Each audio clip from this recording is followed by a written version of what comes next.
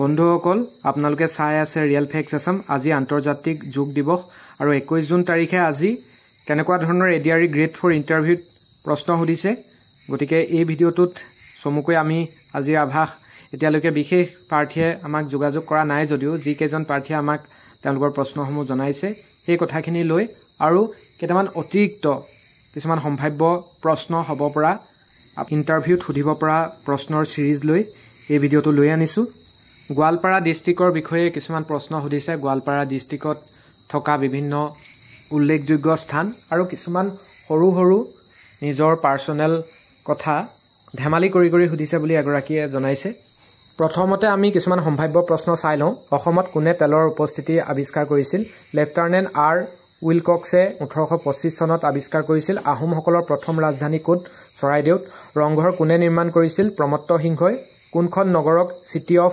এটাৰ্নেল romance বুলি কোৱা হয় তেজপুৰক কোৱা হয় আৰু অসম দিৱস কেতিয়া পালন কৰা হয় 2 ডিসেম্বৰ তাৰিখে জোনাকী 1889 ৰ প্ৰথম সম্পাদক কোন আছিল চন্দ্ৰকুমাৰ আগৰৱালা ইয়াণ্ডাবু সন্ধি কাৰ মাজত হৈছিল ব্ৰিটিছ আৰু মানসকলৰ মাজত এনেকুৱা ধৰণৰ কিছুমান সৰু সৰু সহজ প্ৰশ্ন সুধিব পাৰে যেহেতু সেইবাবে আপোনালোকৰ বাবে অলপ নিজাববীয়াকৈ যুগুতাই লৈ আনিছো প্ৰশ্ন 1867 চনত প্ৰকাশিত প্ৰথম অভিধান কোনে প্ৰণয়ন কৰিছিল নাথান ব্ৰাউনে মিছনেৰীসকলৰ এজন পুৰুধা ব্যক্তি আছিল আৰু প্ৰথম অসমীয়া আধুনিক নাটকখনৰ নাম কি ৰাম নৱমী এই নাটকখন লিখিছিলে গুণাভিৰাম বৰুৱা 1857 চনত আৰু 1870 চনত এই নাটকখন প্ৰকাশিত হৈছিল আৰু এটা প্ৰশ্ন সুধিব পাৰে সহজ প্ৰশ্ন আৰু জানিবলগীয়া যেহেতু প্ৰশ্ন প্ৰথম অসমীয়া সনেটটোৰ নাম কি হেতু হৈছে প্ৰিয়তমাৰ চিঠি অন্য কেইটামান সম্ভাৱ্য প্ৰশ্ন হৈছে অসমৰ ৰাজ্যিক গছ কি হুলুং গছ কোনে ময়ূৰদ্বীপত 1694 চনত উমানন্দ মন্দিৰ প্ৰতিষ্ঠা কৰিছিল গদাধৰ সিংহই পিকক আইল্যান্ড বুলি কাক কোৱা হয় আপোনালোকে জানে উমানন্দ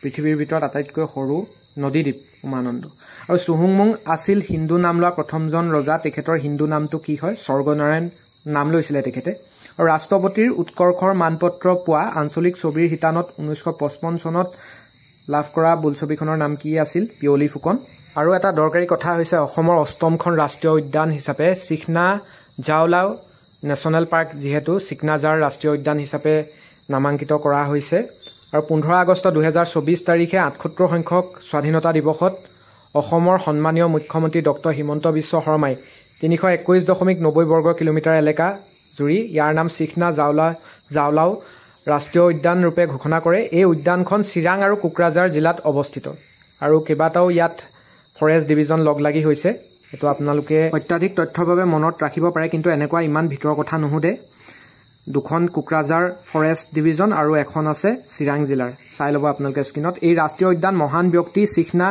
জাওলাও নামেৰে নামাঙ্কিত কৰিছে যাক জাওলিয়া দেৱান বুলি কোৱা হয় আৰু এটা আপোনালোকে মনত ৰাখিব লগা কথা হৈছে যে দুৱাৰ যুদ্ধ দুৱাৰ ৱাৰ 1864 আৰু 66 চনত হৈছিল কাৰ মাজত হৈছিল ভুটান আৰু ইষ্ট ইণ্ডিয়া কোম্পানীৰ মাজত হৈছিল আৰু এই জাওলাওয়ে ইয়াৰ চিখনা জাওলায়ে ইয়াত গুৰুত্বপূৰ্ণ ভূমিকা পালন কৰিছিল আৰু এটা ইয়াৰ দৰকাৰী ইয়াত থকা মেজৰ প্লেছৰ ভিতৰত উল্টা পানী বুলি যেটো ঠাই আছে তাক হেভেন অফ বাটাৰফ্লাইজ বুলি কোৱা হয় তো আপোনালোকে মনত ৰাখিব লাষ্টৰ লাইনত যেটো মই ৰেডকে লিখি ৰাখিছো উল্টা পানীক হেভেন অফ বাটাৰফ্লাইজ বুলি কোৱা হয় গতিকে এটো সুধিব পাৰে আপোনালোকৰ বিটিএডি এলেকাৰ যদি কোনোবা প্ৰাৰ্থী যায় এনেকুৱা ধৰণৰ কিন্তু ভিতৰুৱা প্ৰশ্ন সুধি দিব আৰু কেইটামান দৰকাৰী কথা লৈ আনিছো যে 19 নৱেম্বৰ তাৰিখটো বীৰ ৰাঘৱ মৰাণ দিৱস হিচাপে পালন কৰা হয় আৰু 19 নৱেম্বৰত অসম চৰকাৰে কৰিমগঞ্জ জিলাৰ নাম শ্ৰীভূমি জিলা কৰিলে এটোটো বহুতে গম পায় তথাপিও মই জনাই দিছো তাৰিখটো নুহুধে বাৰু তথাপিও আপোনালোকে কিছুমানে হয়তো পাহৰি যাব পাৰে গতিকে পুনৰ মনত পেলাই দিছো কামৰূপ জিলাৰ বাইহাটা চাৰিআলিৰ মদন কামদেৱ মন্দিৰ কমপ্লেক্স কোনটো বিখ্যাত ভাৰতীয় সৌধৰ লগত তুলনা কৰা হয় খাজুৰাহো মন্দিৰৰ লগত মধ্যপ্ৰদেশৰ তুলনা কৰা হয় আৰু ইয়াত দুইটাতে কামুক ভাস্কৰ্য দেখিবলৈ পোৱা যায় আৰু শ্ৰীসূৰ্য পাহাৰত হিন্দু বৌদ্ধ জৈন ধৰ্মৰ ৰীতি দেখা যায় কি ধৰ্মৰ ৰীতি দেখা পোৱা যায় সুধিলে আপোনালোকে ক'ব লাগিব যে হিন্দু বৌদ্ধ জৈন তিনিটা ধৰ্মৰে ইয়াত ৰীতি দেখা পোৱা যায় কিন্তু হাজুত হিন্দু বৌদ্ধ ইছলাম ধৰ্মৰ ৰীতি দেখা যায় আৰু গোৱালপাৰাত অজগৰ হিল আছে য'ত পিংক গ্ৰেনাইট পোৱা যায় গতিকে গোৱালপাৰাৰ অজগৰ হিলত পিংক গ্ৰেনাইট পোৱা যায় এটো প্ৰশ্ন আপোনালোকে মনত ৰাখিব আৰু এটা দৰকাৰী কথা হৈছে দক্ষিণ পূব এছিয়াৰ ৰামায়ণ গৱেষণা কেন্দ্ৰৰ প্ৰতিষ্ঠাপক হ'ল ডক্টৰ ইন্দিৰা গোস্বামী তেখেতৰ ছদ্মনামটো হৈছে মামনি ৰয়ছম গোস্বামী তেখেতৰ আত্মজীৱনী আধা লেখা দস্তাবেজ 2008 চনৰ 20 জানুৱাৰী মালয়েছিয়াৰ পৰা ডক্টৰ নুৰিয়া মহম্মদে এই কেন্দ্ৰটো উদ্বোধন কৰে। আৰু এটা দৰকাৰী কথা হৈছে এভাৰেষ্ট শৃংগ জয় কৰা প্ৰথম অসমীয়া তৰুণ শইকীয়া 2013 চনৰ 18 মে তাৰিখে মাউণ্ট এভাৰেষ্ট শিখৰত উপনীত হয় আৰু 24 মে তাৰিখে মনীষ কুমাৰ ডেকাইও এই শৃংগ জয় কৰে। এইটো আপোনালোকে মনত ৰাখিব। আৰু বিল কেইখনমানৰ কথা এতিয়াই কৈ থওঁ যে মাগুৰী মতাপুং বিল ক'ত আছে তিনিচুকীয়া জিলাত, সোণবিল ক'ত আছে কৰিমগঞ্জত, কাপলা বিল আছে বৰপেটাত, কাপলা লাচিমা বিদ্ৰোহৰ লগত জড়িত আছিলে সৰ্থেবাৰীৰ বাবে সৰ্থেবাৰীৰ ওচৰতে আছে যিহেতু, গতিকে এইটো মনত ৰাখিব। দুৰা বিল আছে কামৰূপ গ্ৰাম্য পলাকবাৰী ৰামপুৰ নং 3 গাঁৱত। গতিকে কথাখিনি অলপ চিজিল লাগি থকা নাই যদিও আপোনালোকে বুজি ল'ব বুলি অনুৰোধ জনালোঁ, যিহেতু মই মেইন পইণ্টবিলাকহে লিখি থওঁ, বেছি ভালকৈ নোট টাইপত লিখি নাৰাখোঁ কথাবিলাক।